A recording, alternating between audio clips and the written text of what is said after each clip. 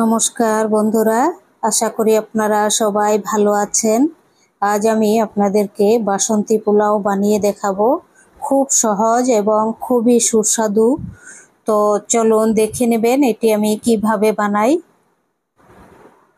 প্রথমে এক বাটি আমি গোবিন্দভোগ চাল নিয়েছি। দেখুন, এই চালটি এখন খুব ভালোভাবে 4-5 বার ধুয়ে নেব।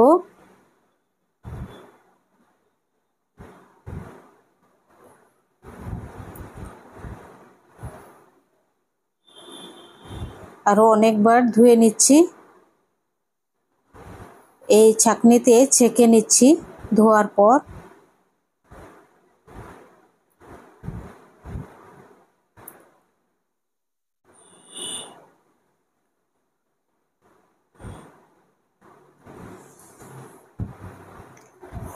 ছাঁকনির মধ্যে রেখে তারপর জলটা ঝরিয়ে খুব ভালোভাবে এটি ধুয়ে নিচ্ছি। প্রথমে দেখুন, যতক্ষণ পরিষ্কার জল না বেরোচ্ছে ততক্ষণ ধুতে হবে, তাহলে সুন্দর হবে। এরকমভাবে ধুয়ে নিচ্ছি। দেখুন, একদম পরিষ্কার জল।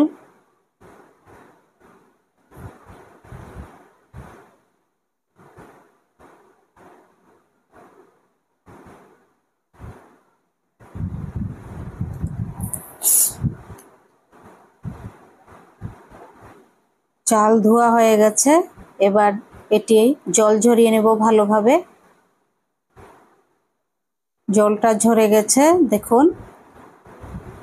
এখন এই বাসনে ঢেলে নিচ্ছি। দিয়ে দিচ্ছি হাফ চামচ হলুদ পাউডার। হলুদ পাউডার ভালোভাবে মিশিয়ে তারপর দিয়ে দেব 1 চামচ ঘি।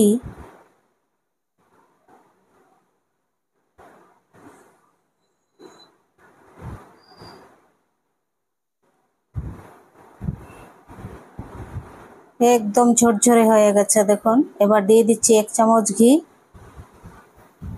ঘিটা ভালোভাবে মিশিয়ে নিচ্ছি।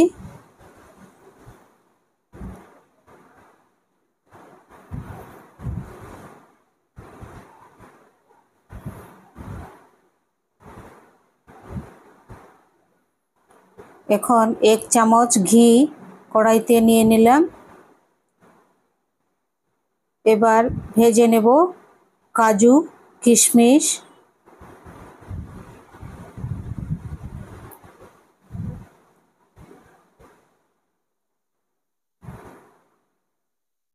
ভাজা হয়ে গেছে, এখন এগুলো তুলে নেব। এই ঘিয়ের মধ্যেই ফোড়নে দিয়ে দিচ্ছি দেখুন গোটা গরম মশলা, তেজপাতা,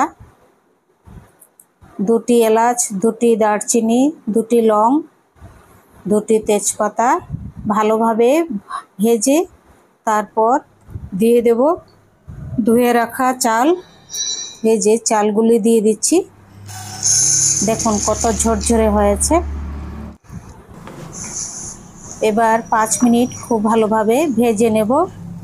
গ্যাসের ফ্লেমটি একদম মিডিয়াম আঁচে আছে। চালগুলো ভাজা হয়ে গেছে। এখন দিয়ে দেব ভর্তি 1 কাপ জল। এটি গরম জল 1 কাপ ভর্তি দিয়ে দিলাম।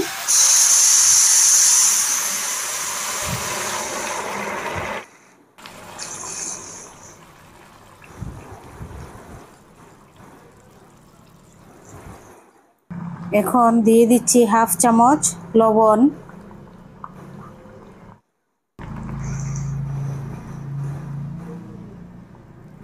এবার এটি 10 মিনিট কভার দিয়ে সেদ্ধ করে নেব ভালোভাবে ঢাকনাটা দিয়ে। 10 মিনিট হয়ে গেছে। দিয়ে দিচ্ছি ভেজে রাখা কাজু কিশমিশ। তারপর আরও সুন্দর গন্ধ হওয়ার জন্যে আমি দিয়ে দিচ্ছি অল্প একটু শাহি গরম মশলা পাউডার। এবার সবগুলো মিশিয়ে নিচ্ছি। গ্যাস আমি এখনো অফ করিনি, আরও 2 মিনিট পর গ্যাসটি অফ করে দেব।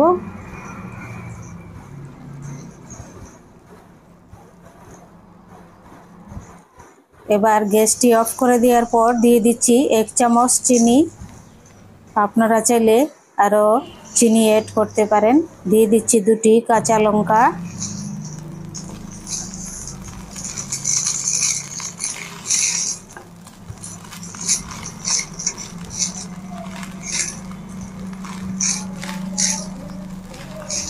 হয়ে গেছে বাসন্তী পোলাও।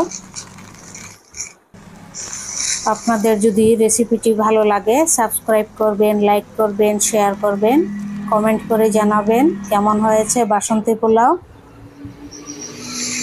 একদম ঝরঝরে হয়েছে।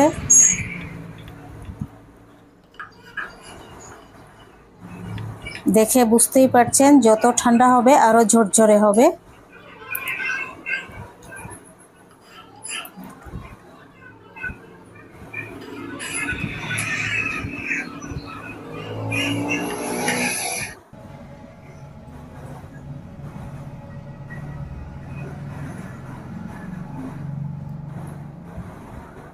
আমার ভিডিওটি সম্পূর্ণ ভিডিও দেখবেন, স্কিপ না করে। আর আমি যেন সফল হই, আপনারা আমার ভিডিওটি সম্পূর্ণ দেখবেন আর সাবস্ক্রাইব করবেন।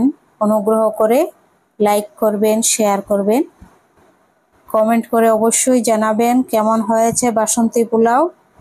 আর এরকমভাবে আপনারা বানিয়ে খেয়ে দেখবেন, দুর্দান্ত বাসন্তী পোলাও। আলুর দম, তারপর আলু পোস্ত দিয়ে, এগুলো দিয়ে খেতে পারেন নিরামিষ যারা। আর যারা মাংস খান তারা মাংস দিয়ে খেতে পারেন। খুব সুন্দর পোলাও হয়েছে দেখুন, একদম ঝরঝরে।